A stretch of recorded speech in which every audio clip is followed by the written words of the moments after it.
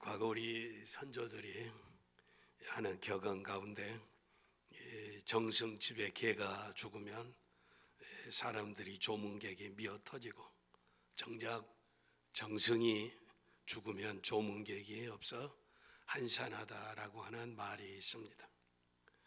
힘이 있는 곳에 사람이 모이는 것은 어제 오늘의 일이 아닙니다. 힘이 없는 사람에게 사람이 모일 리도 없고 거기 남아있을 일도 없습니다.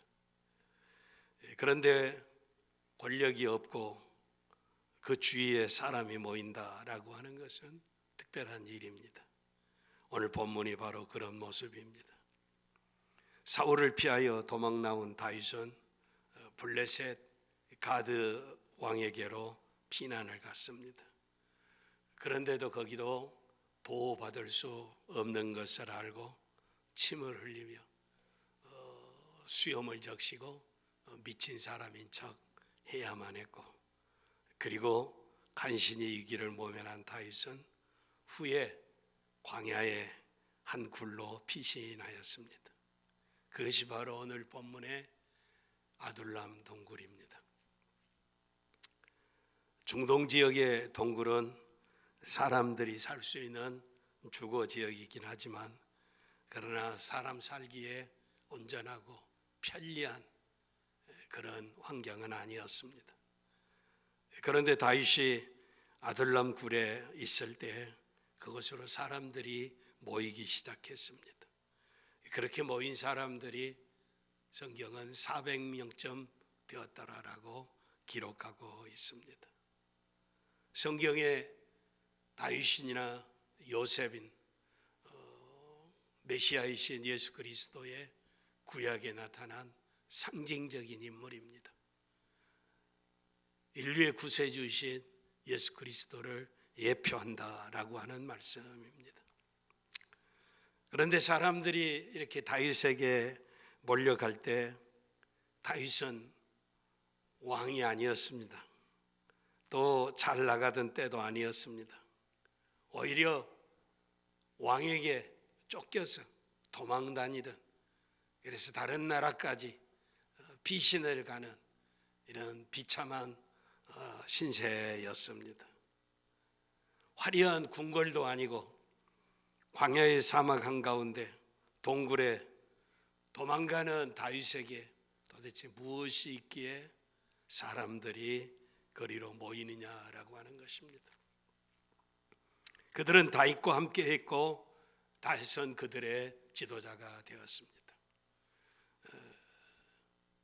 지금 시대적인 상황이 많은 사람들이 이동하고 어디로 가야 할 것이냐, 누구에게 줄을 서야 할 것이냐, 대전염병의 유행이 백신으로 인해서 약간 문이 열리는 것 같은데 이제는 어디로 가야 할 것이냐 라고 생각하는 사람들이 많고, 누구를 찾아서 어디로 가서 누구에게 줄을 서야 하냐라고 하는 것입니다.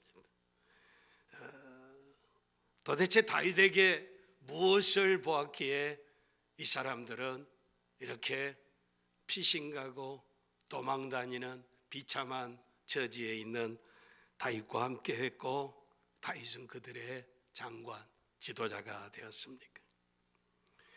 아무런 권력도 없고 흠모할 만한 여건도 되지 아니했는데 사람들이 다윗에게 모여온 이유가 어디 있는가? 이것이 오늘 우리가 생각해 보고자 하는 말씀입니다. 오늘 우리는 이 말씀을 통해서 우리가 잊어버린 아주 중요한 한 일을 발견할 수 있기를 바랍니다. 다윗이 아둘람 굴에 도망했다라고 하는 것, 다윗은 블레셋의 골리앗을 쳐부순 위대한 장군이었습니다. 통일한국 시대 이스라엘에게 큰 공을 세운 다윗이었습니다. 그런데 이 장수요 공을 세운 다윗이 한 굴에 갇혔다라고 하는 것입니다. 그래서 외형적으로 이야기하면 쓸모없는 그릇으로 버림을 받은 처지가 됐다라고 하는 것입니다. 히브리 기자는 믿음으로 살았던 이런 사람들의 생애를 이제 말씀하기를, 히브리서 11장 38절에 저희가 광야와 산중과 암혈과 토굴에 유리하였느니라 라고 기록하고 있습니다. 이들은 믿음의 사람들입니다. 광야와 산중과 암혈과 토굴에 요리하였느니라. 다 마찬가지입니다. 거칠은 광야, 산속, 암혈, 깊은 굴속, 동굴 속, 토굴 속에 요리하였느니라. 거기는 궁전도 아니고 화려한 것도 아니고 안락한 것도 아니고 편리한 것도 아니라라고 하는 것입니다. 어떻게 보면 짐승들이나 오갈 것이 없는 사람들이 피신해 사는 피난처였습니다. 시편 기자는 이때의 상황을 142편에 기록하기를, 오른쪽을 살펴보소서. 역시 다윗의 고백입니다.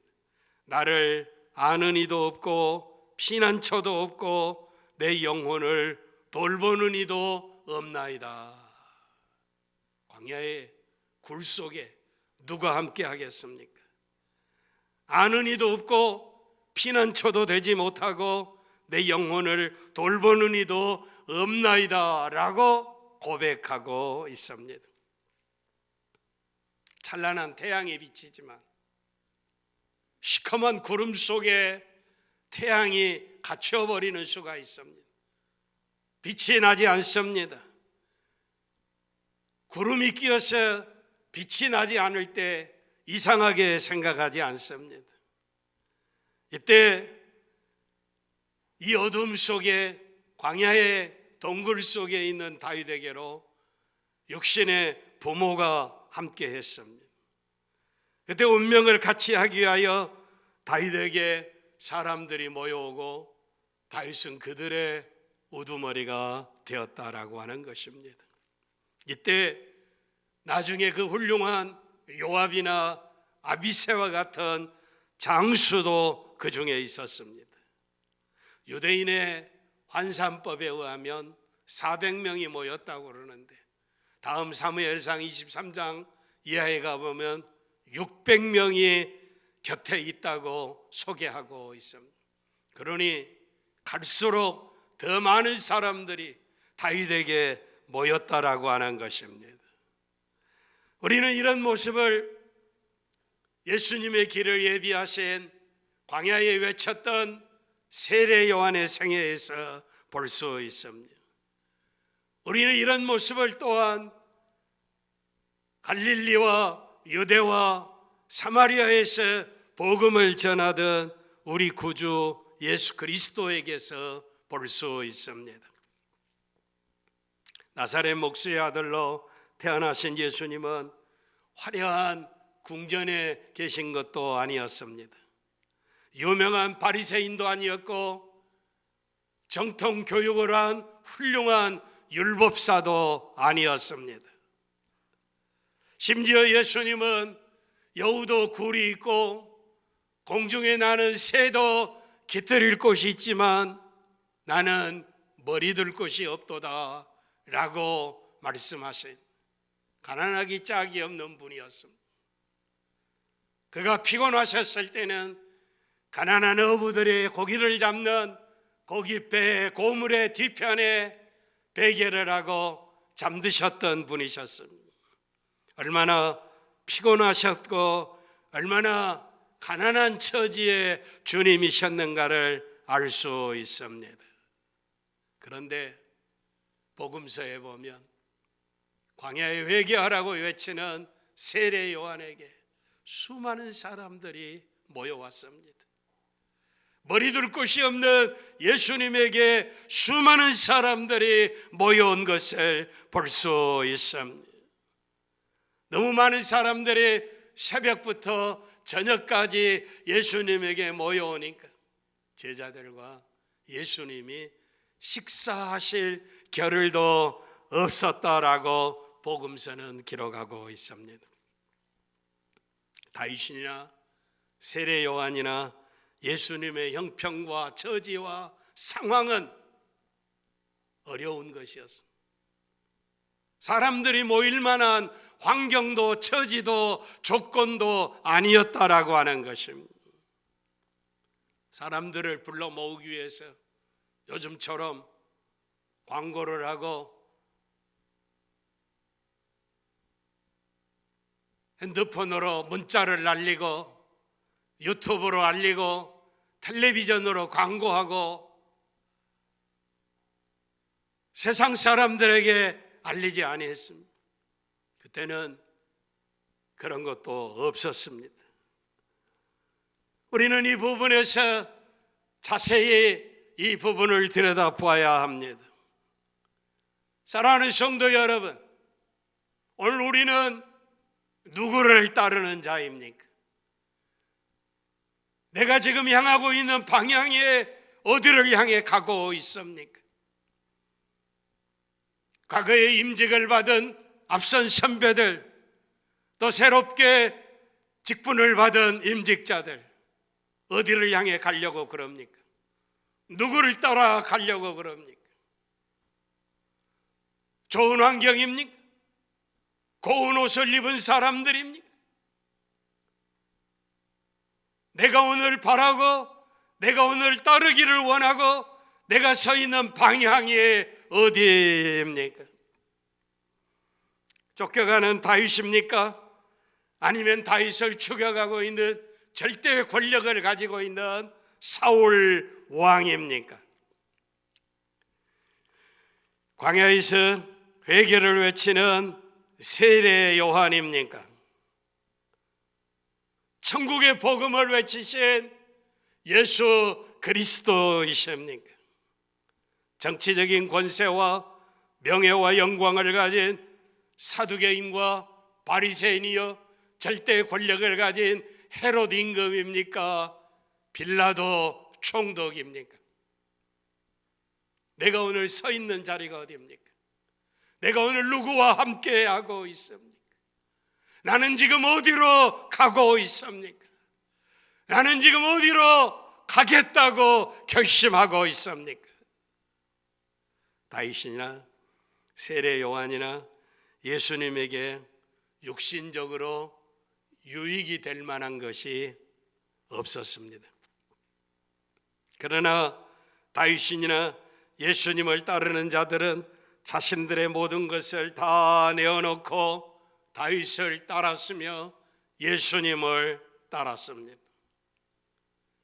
내가 지금 열심히 믿고 따를 사람이 누구입니까?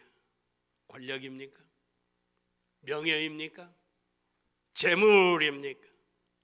아니면 십자가의 길을 걸어가는 예수님입니까? 성경에 나타난 다윗은 지금은 도망하여 피신해 가는 형편이었지만 성경은 그를 의인으로 평가하고 있습니다. 하나님과 하나님의 말씀을 사랑했던 다윗이었습니다. 그가 하나님이 계신 그의 전을 사모하고 하나님의 전을 짓기를 소망했던 사람이었습니다. 시편의 3분의 2가 다윗의 하나님을 찬양하는 찬양이고 고백이었습니다.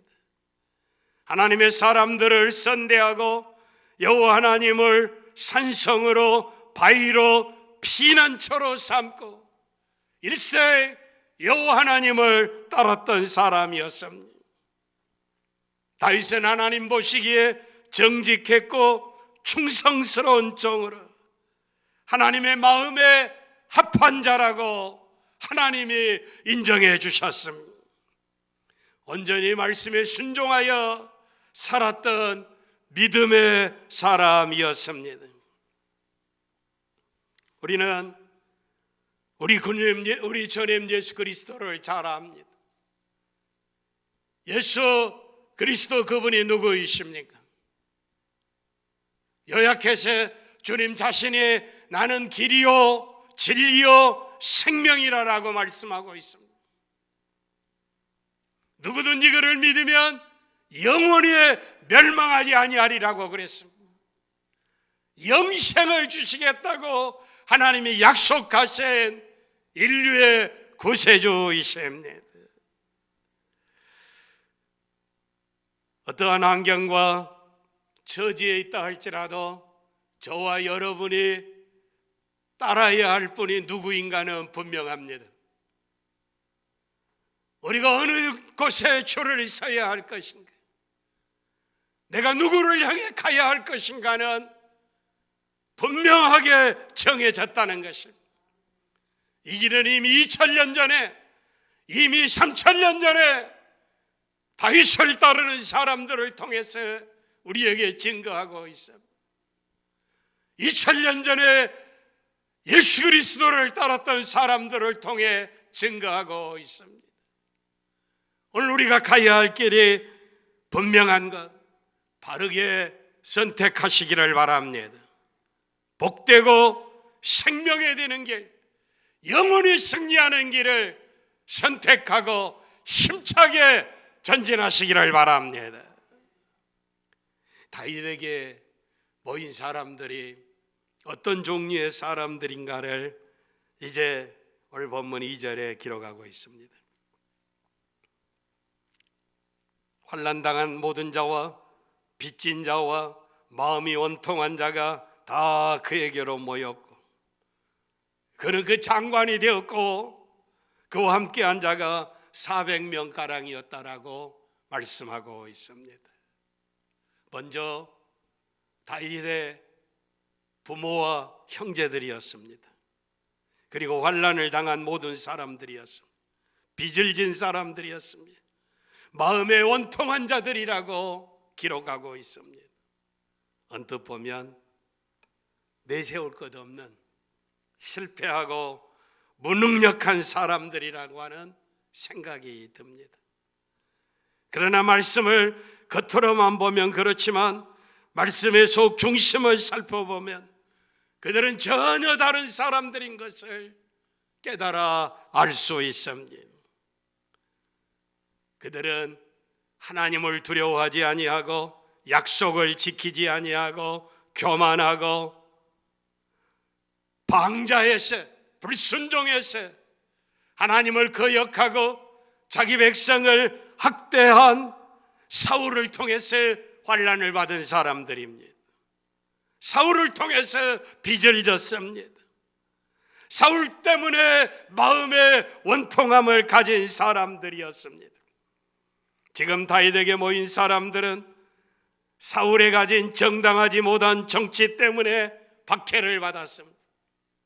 사울 때문에 무거운 세금으로 빚을 졌습니다. 하나님을 바로 경외하지 못하는 불순종하는 사울 때문에, 불의하고 부정한 정치 때문에 공의가 무너짐으로 말미암아 억울한 일을 당하고 마음의 원통함을 가진 자들이었습니다. 이들이 다윗에게 모인 이유는 간단합니다. 다윗은 사울과 같지 아니했다는 것입니다. 도망다니는 신세였지만 절대 권력을 가진 왕궁에 있는 사울과는 다른 사람이었다는 것입니다.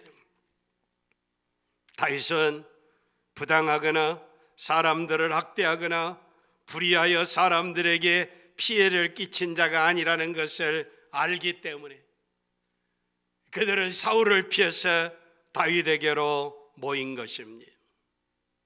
사랑하는 성도 여러분, 성도의 삶이라고 하는 것이 무엇입니까? 하나님의 계명을 지키고 하나님을 사랑하고 이웃을 사랑하는 것이 성도의 삶입니다.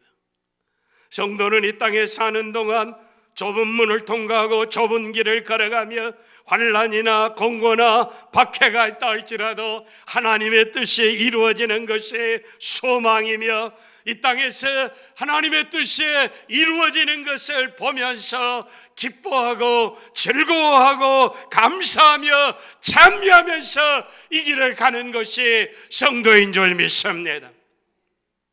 어떤 어려움이 오고 어떤 고난이 오고 어떤 불이익을 당하고 설사 다 빼앗기고 죽음을 요구한다 할지라도 예수 따라 사는 것이 성도라라고 하는 것입니다.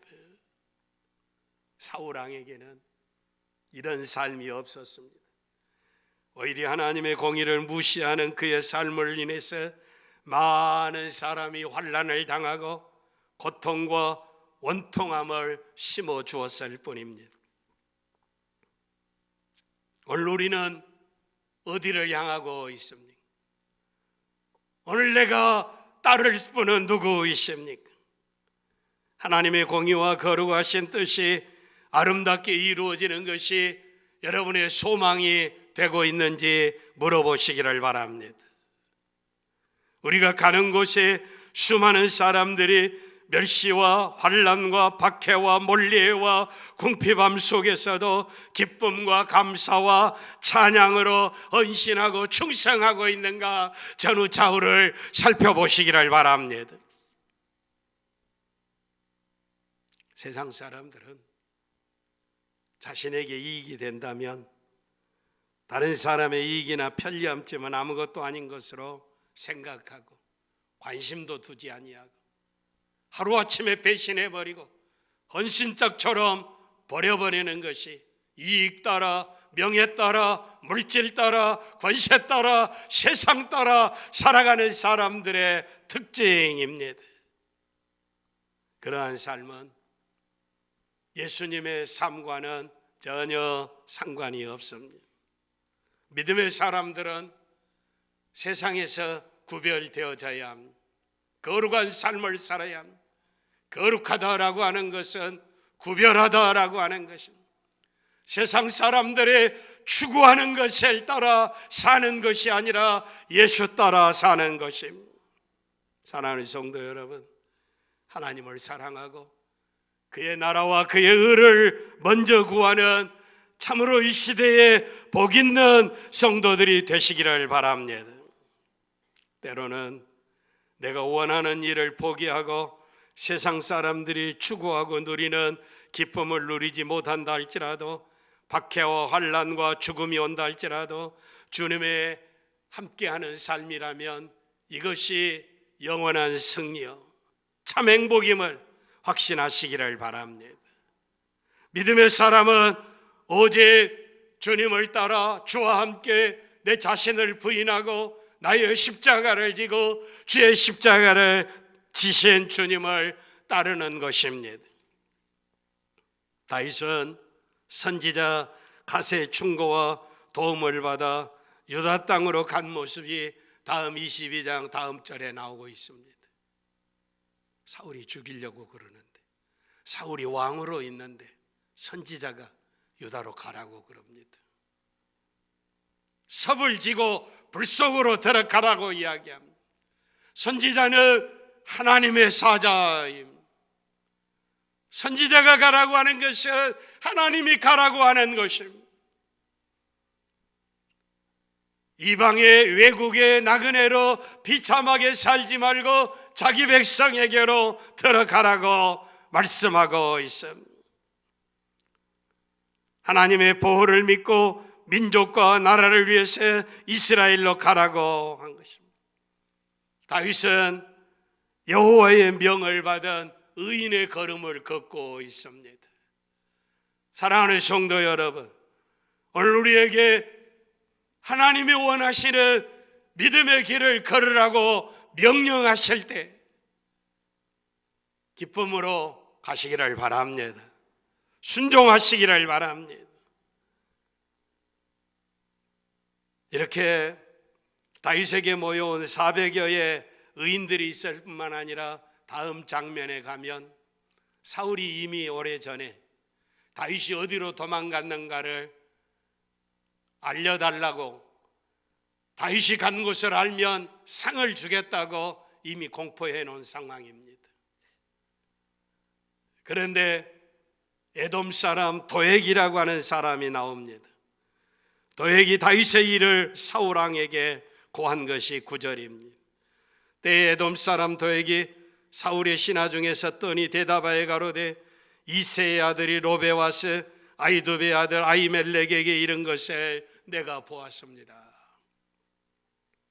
아비멜렉 실로의 제사장과 함께 있었다고 하는 것을 사울에게 도액이 밀고 하고 있습니다. 왕의 환심을 사기 위한 도액의 밀고는 충성이 아니라 하나님의 일을 거스리고 제사장을 죽이는 하수인이 되었습니다. 이 세상에는 절대 권력에 아부하다가 비유를 마치다가 큰 죄를 범하는 처지에 빠지는 사람들을 종종 볼 수 있습니다. 사무엘상 22장의 에돔 사람 도액이 바로 그런 사람입니다. 함부로 사람의 일을 고발하는 자가 당하는 곤란을 봅니다. 도액은 제사장 아비멜렉의 무죄를 밝혀주었어야 합니다. 다윗이 그저 피신해서 간 것이 제사장의 집이었는데 마치 제사장이 숨겨준 것처럼 밀고를 한 것입니다. 사울은 참으로 불의한 판결을 내렸습니다. 즉시로 다윗을 숨겨준 아히멜렉을 중심한 제사장들을 다 죽이라고 하는 사형의 판결을 내린 것입니다. 그러나 아무도 왕의 명령에 순종하지 아니했습니다. 여호와의 제사장을 죽이라고 하는 명령보다 더 잔인한 명령이 세상에 어디 있겠습니까? 절대 권력을 가진 왕의 신하, 왕의 명령에 불복하면 죽을 수도 있습니다. 그러나 제사장을 죽이라고 하는 이야기는 순종할 수 없었다라고 하는 것입니다. 아무리 어렵고 생명이 위태해도 해서는 아니 될 일이라고 하는 것입니다. 신하들이 왕의 명령을 거역하는 것은 참으로 명예로운 일이었습니다. 명령에 불복할 때 위치가 박탈을 당하고 생명이 위협하리라는 것을 알고 있었지만 죄 없는 하나님의 제사장들을 죽일 수는 없었다는 것입니다. 에돔 사람 도액에게 죽이라고 명령하자 그는 주저하지 아니하고 곧 시행했어요. 세마포 제사장이 입는 옷을 입은 25세부터 50세까지 제사장 85명을 한 칼에 죽여버리고 말았습니다. 그리고 남녀와 아이들과 소와 나귀까지 다 칼로 쳤다고 이야기합니다. 어떻게 인간이 이런 비정한 마음을 가지고 이렇게 악한 행동을 할 수 있겠는가? 이때 제사장의 아들 아비아달이 도망하여 다윗에게로 갔습니다. 다윗은 자신 때문이라고 시인했으며 그를 지켜주겠다고 약속했습니다. 이때 다윗이 쓴 시편이 시편 52편입니다. 도액이 사울에게 이르러 다윗이 아히멜렉의 집에 왔더라 말하던 때에 고백한 시입니다. 다윗은 어떤 어려운 순간 속에서도 85명의 제사장이 다 죽어나가는 순간에도 하나 피신해가는 아비아달을 살려주겠다고 믿음을 저버리지 않고 있습니다. 다윗은 그러나 군대를 조직해서 사울에게 대항하지도 아니했습니다. 다윗은 자신에게 보내준 자들을 감당하고 설사 그들이 좀 부족하다 할지라도 불편하고 힘들지라도 그들을 품어주었던 위대한 장수였습니다. 왜 그렇습니까? 하나님의 일을 이루어 가시기 때문이었습니다. 다윗은 역사를 주관하신 분이 하나님인 것을 확실히 깨달았습니다. 하나님의 사람은 하나님이 내게 보내주신 자를 결코 외면하지 않습니다. 부족하다 할지라도 외면하지 아니하고 함께 가는 것이 하나님의 사람들입니다. 말씀을 맺습니다. 지금 내 주위에 어떤 사람들이 모여오고 있는가 주위를 살펴보시기를 바랍니다. 내가 지금 하나님을 사랑하고 내가 의롭게 살기 때문에 사람들이 나와 함께 하는가 살펴보시기를 바랍니다. 내가 지금 하나님의 사람으로 살고 있는가 자신을 보시기를 바랍니다. 나는 지금 어디로 가고 있는가? 내가 가는 방향을 다시 한번 점검하시기를 바랍니다. 나는 지금 누구를 향해 가고 있는가? 내가 소망하는 분이 누구인가? 점검하시기를 바랍니다. 내가 가는 길이 길이요 진리요 생명이시고 영원한 승리이고 영원한 행복이신 영광의 주님을 향해서 가는 발걸음으로 영원히 승리하는 주의 백성들 되시기를 바랍니다.